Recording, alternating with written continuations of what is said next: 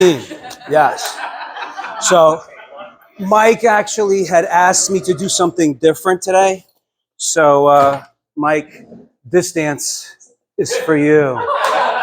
No, I'm kidding. If you thought I could dance, um, oh, my script, duh.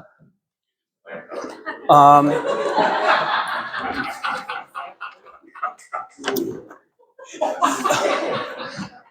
so first of all, I really want to say thank you to Alex. Alex gave me the inspiration of doing a little bit of a different presentation. We're so used to um, PowerPoints and whatnot, but it's a little different opportunity just when you can talk to 1 to 30. And so when certain people makes things look very easy, they are either really lucky at what they do or they're really, really good. And in this room, we have a lot of experts that make things look really, really easy. Today I want to just tell you about some stories, some clients, their needs, their issues, their concerns, their headaches, what they've been going through. The first story that I want to tell you is a former member of BNI reached out to me. He's an estate attorney, had a client.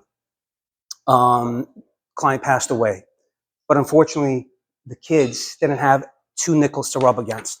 For 2 years, this property was standing on the market, off the market with no utilities, no water, no electric. But they needed to sell this house. And it was difficult. Nobody wants to buy a house without utilities. You need to do inspections. So we had to figure out how to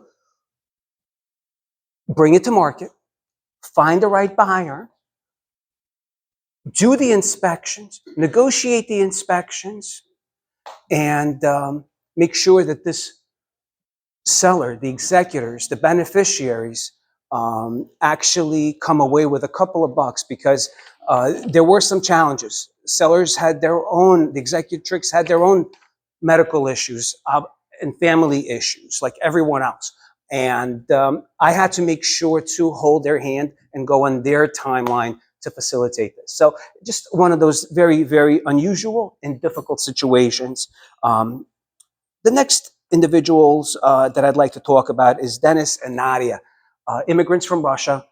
He works for a large communications company, and they came to me about 4 or 5 years ago, wanted to buy their first dream home.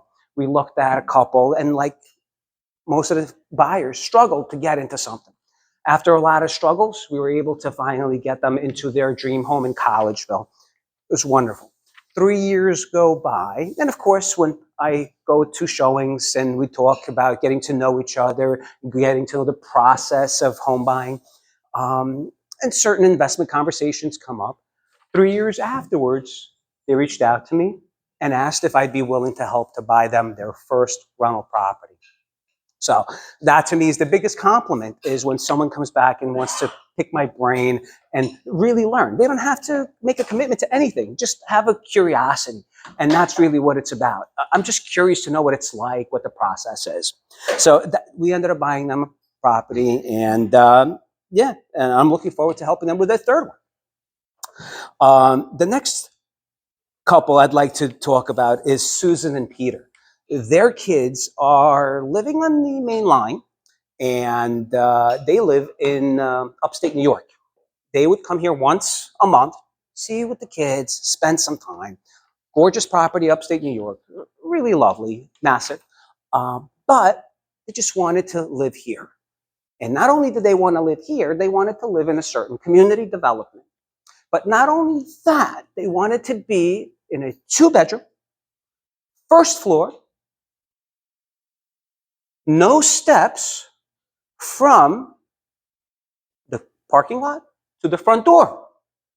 But not only that, some condos, their doors are facing the exterior of the development. You can't have that. It only had to be the interior. Okay, I met them 3.5 years ago for the first time. So, but I love working with those folks because they know exactly what they want. They're not going to settle, but when they see something like that, they're going to be decisive. So 3 months ago, we were able to get them what they wanted. So again, it took them 3 years. 3 years to work with that particular household. They were not in a rush. They knew exactly what they wanted. The next individual is also an interesting character. This one is an executive at a company that is in proximity. I'll give you an example. In Oaks, if you know where Oaks is, um, he lives in South Jersey. So he's commuting pretty much 2 to 3 days a week. The other days, he's working from home. The commute is really difficult on him and his young family. So by the time he gets home, he's not, he's not there really mentally. He still has to work. So the conversation that we had was, we're going to buy a multifamily rental property, 3 units we ended up purchasing 2 months ago, where he's going to be living in the smallest apartment 2 nights out of the week, so he doesn't have to travel. And the 2 tenants above are going to continue to pay his mortgage. And that's just one. We have some other plans for the near future, but again, it's going to allow him to have a quality of life that otherwise he would have not had. By all means, guys, if you have a question, dude, you could eat. Enjoy. Really. You and I know each other for many years. If you have any questions about any particular of these types of clients, but ask. I don't mind. Raise your hand and ask if you have a client, then, because I could go on and on. I have a whole list. The next client, this kid, oh my God, he's 20-something years old. He's a professional. He's making good money. He's really making good money. And he lives with his parents. They're getting into fights a lot. What? That's a red flag. Yeah, but yeah, he's out and about, coming in late hours. Just the parents want to be enjoying their own freedom too. They're young as well. He ends up saying to them, you know what? I want to buy a house. I want to fix it up, this, that, and the other. So thankfully, I know his mother, and he ends up. And his mother reached out to me saying that I don't know if he knows what he's doing, but can you hold his hand? I said, sure. Here we talk.